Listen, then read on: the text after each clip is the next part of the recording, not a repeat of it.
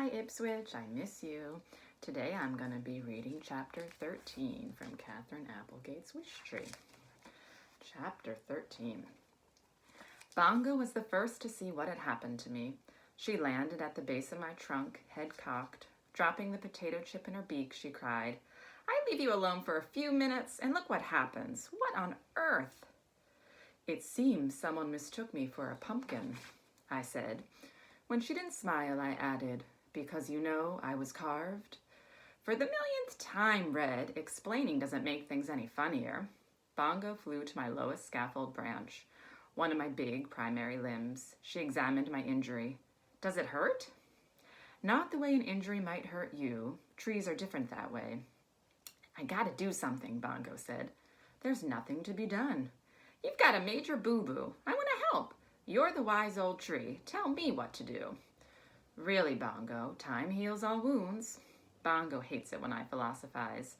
She rolled her eyes. At least I think she did. It's hard to tell with crows. Their eyes are like morning blackberries, dark and dewy. "I just hope my bark isn't ruined," I said. "That's my favorite side." "It's not ruined, just decorated, like those tattoos people get." Bongo nudged me with her beak. "Show me who did this. I'll get him. I'll squawk at his window in the middle of the night. I'll dive bomb him and yank out some hair." She flapped her wings. "No, better yet, I'll make a deposit on his head. I'll make a deposit on his head every day for a year."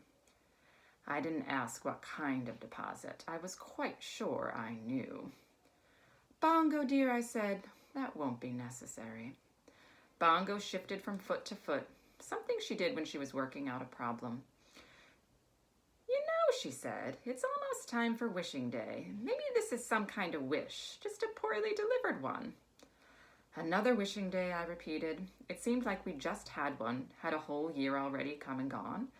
Days have a way of slipping past like raindrops in a river. "One more round," Bongo said, "of greedy people bugging you with their needs."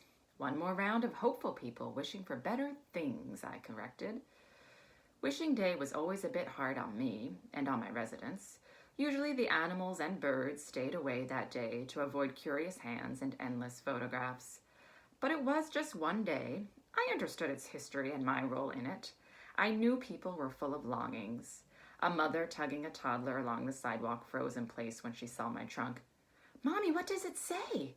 asked her little girl, who was clutching a stuffed toy dog by its bedraggled tail. The mother didn't answer. "Mommy?" They crossed the lawn. The mother stepped close to me. "It says leave," she finally said. "Like trees have leaves?"